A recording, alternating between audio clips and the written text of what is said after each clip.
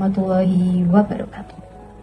Selamat siang, perkenalkan nama saya Kiza Azara dari Program Studi Sistem Komputer, Fakultas Ilmu Komputer, Universitas Sriwijaya.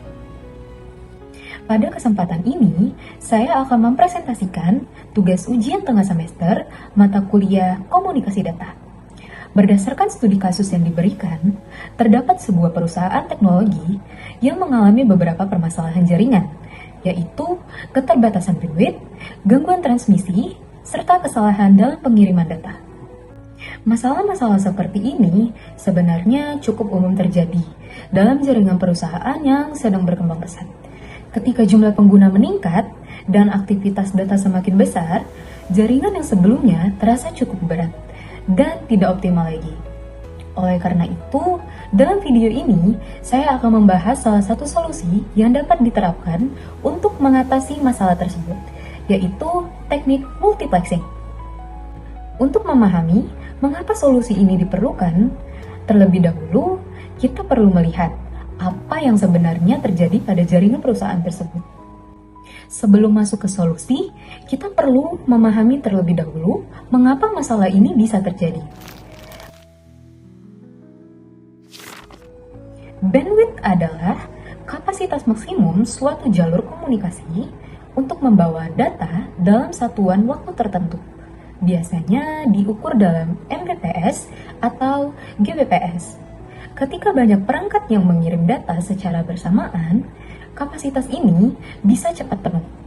Jika tidak ada pengaturan yang efisien, maka akan terjadi antrian data yang panjang, delay meningkat, bahkan bisa terjadi kehilangan data atau packet loss. Selain itu, jika setiap divisi dalam perusahaan menggunakan jalur komunikasi sendiri-sendiri tanpa manajemen yang baik, maka biaya infrastruktur akan meningkat. Disinilah dibutuhkan teknik yang bukan hanya menambah kapasitas, tetapi mengoptimalkan kapasitas yang sudah ada. Teknik tersebut adalah multiplexing. Setelah memahami permasalahan tersebut, kita dapat masuk ke pembahasan mengenai apa sih itu multiplexing. Ada yang tahu apa itu multiplexing? Jadi, multiplexing adalah teknik dalam komunikasi data yang memungkinkan beberapa sinyal atau aliran data digabungkan dan dikirim melalui satu media transmisi yang sama secara bersamaan. Menurut Data Communication and Networking, tujuan utama multiplexing adalah meningkatkan efisiensi penggunaan bandwidth dengan cara menggabungkan beberapa sinyal menjadi satu sinyal komposit sebelum dikirim melalui media transmisi. Konsep ini juga dijelaskan dalam Data Computer Communication sebagai teknik dasar dalam sistem telekomunikasi modern. Untuk analogi yang mudah dipahami adalah seperti jalan raya besar digunakan banyak kendaraan secara teratur dibandingkan setiap kendaraan memiliki jalur sendiri. Dengan cara ini, satu media transmisi yang memiliki kapasitas terbatas dapat dimanfaatkan oleh banyak perangkat secara bersamaan tanpa harus menambahkan jalur fisik baru. Inilah yang menjadikan multiplexing sebagai solusi untuk mengatasi keterbatasan bandwidth, yaitu dengan mengoptimalkan penggunaan kapasitas yang sudah tersedia. Setelah memahami definisinya, selanjutnya kita akan melihat bagaimana sih cara kerja multiplexing dalam sistem komunikasi data. Dalam sistem multiplexing terdapat 3 komponen utama, yaitu multiplexer, media transmisi, dan demultiplexer. Multiplexer atau MUX berada di sisi pengirim dan menggabungkan beberapa sinyal menjadi satu sinyal gabungan. Sinyal ini dikirim melalui satu kabel. Di sisi penerima, demultiplexer atau DMUX memisahkan kembali sinyal tersebut menjadi tujuan masing-masing. Proses ini terjadi sangat cepat dan terkoordinasi sehingga data tidak saling bertabrakan. Setelah mengetahui cara kerjanya, kita akan masuk ke jenis multiplexing yang umum digunakan. Untuk jenis multiplexing pertama yaitu Frequency Division Multiplexing atau FDM. Pada Frequency Division Multiplexing atau FDM ini, bandwidth total dari suatu media transmisi dibagi menjadi beberapa pita frekuensi yang lebih kecil. Setiap sinyal dikirim secara bersamaan, tetapi masing-masing menggunakan frekuensi yang berbeda sehingga tidak saling mengganggu. Secara teknis, setiap kanal frekuensi dipisahkan oleh guard band, yaitu jarak frekuensi kecil untuk mencegah interferensi antar kanal. Sebagai contoh, jika tersedia bandwidth 1 MHz dan dibagi menjadi 5 kanal, maka masing-masing kanal menggunakan sebagian spektrum dan dipisahkan oleh guard band. FDM sendiri banyak digunakan pada sistem radio dan juga televisi analog. Kelebihannya, semua sinyal dapat dikirim secara simultan. Namun, teknik ini membutuhkan bandwidth besar dan kurang efisien untuk sistem digital. Selain metode berbasis frekuensi, terdapat metode lain yang membagi media berdasarkan waktu. Untuk jenis yang kedua, Time Division Multiplexing. Time Division Multiplexing atau TDM ini bekerja dengan membagi waktu transmisi menjadi slot-slot kecil yang berulang secara periodik.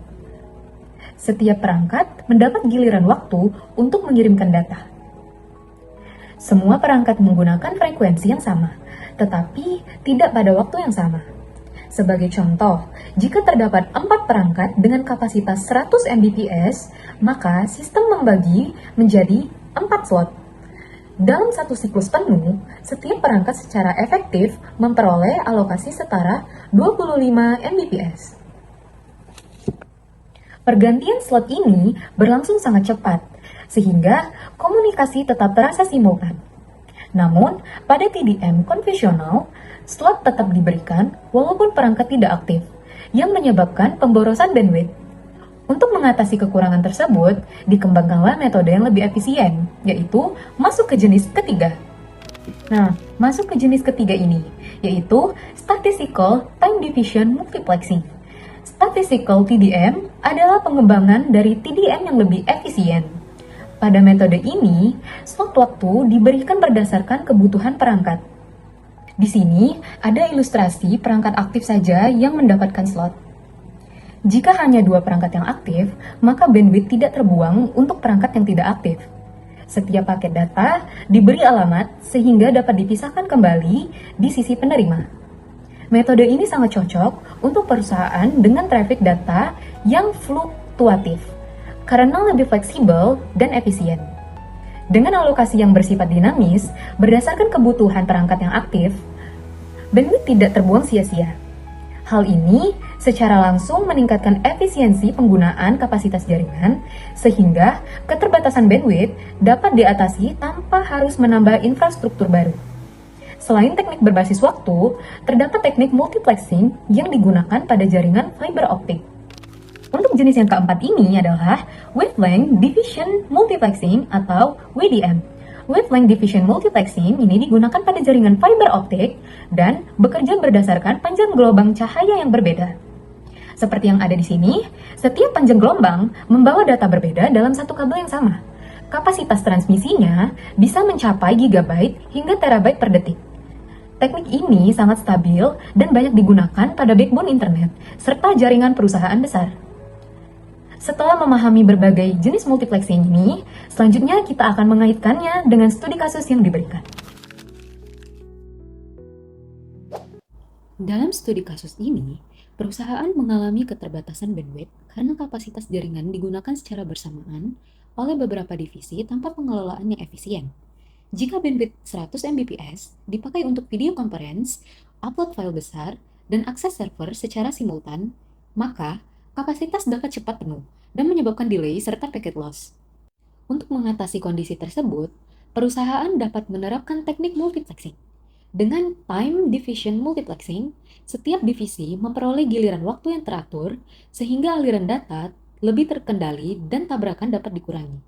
Jika trafik jaringan bersifat dinamis, statistical time division multiplexing lebih efisien karena bandwidth dialokasikan hanya kepada perangkat yang aktif. Apabila menggunakan fiber optik, Wavelength Diffusion Multiplexing memungkinkan satu kabel membawa beberapa kanal data sekaligus, sehingga kapasitas meningkat tanpa perlu menambah infrastruktur tambahan. Dengan demikian, multiplexing mengatasi keterbatasan bandwidth melalui pembagian dan pengaturan media transmisi secara efisien, sehingga kemacetan berkurang dan performa jaringan menjadi lebih stabil. Berdasarkan pembahasan yang telah dijelaskan sebelumnya, dapat disimpulkan bahwa permasalahan utama dalam studi kasus perusahaan teknologi tersebut bukan semata-mata karena kapasitas jaringan yang kecil, tetapi karena keterbatasan bandwidth yang tidak dikelola secara efisien. Ketika banyak divisi yang mengakses jaringan secara bersamaan, tanpa pengaturan yang terstruktur, maka kemacetan data, peningkatan delay, dan packet loss menjadi konsekuensi yang tidak dapat dihindari. Multiplexing hadir sebagai solusi yang sistematis dan terukur. Teknik ini memungkinkan satu media transmisi digunakan secara maksimal oleh banyak perangkat melalui mekanisme pembagian kanal yang terstruktur. Pada time division multiplexing, pembagian dilakukan berdasarkan slot waktu, sehingga setiap perangkat memperoleh giliran akses yang jelas dan teratur. Pada statistical time division multiplexing, alokasi bandwidth menjadi lebih aditif karena hanya diberikan kepada perangkat yang aktif, sehingga efisiensi meningkat dan pemborosan kapasitas dapat diminimalkan. Sementara itu, pada jaringan yang berbasis optik, fiber optik, wavelength diffusion multiplexing mampu meningkatkan kapasitas secara signifikan dengan memanfaatkan perbedaan panjang gelombang cahaya dalam satu kabel yang sama. Dengan demikian, teknik multiplexing tidak hanya mengatasi keterbatasan bandwidth, tetapi juga meningkatkan stabilitas jaringan, mengurangi kemacetan, serta meminimalkan kesalahan transmisi data. Solusi ini lebih efektif dibandingkan sekedar menambah kapasitas fisik, karena yang ditingkatkan bukan hanya jumlah bandwidth, tetapi juga efisiensi penggunaannya. Oleh karena itu, penerapan multiplexing, khususnya statistical TDM atau WDM, merupakan langkah yang tepat dan relevan untuk meningkatkan performa jaringan perusahaan dalam studi kasus tersebut. Demikian penjelasan yang dapat saya sampaikan. Terima kasih atas perhatiannya. Wassalamualaikum warahmatullahi wabarakatuh.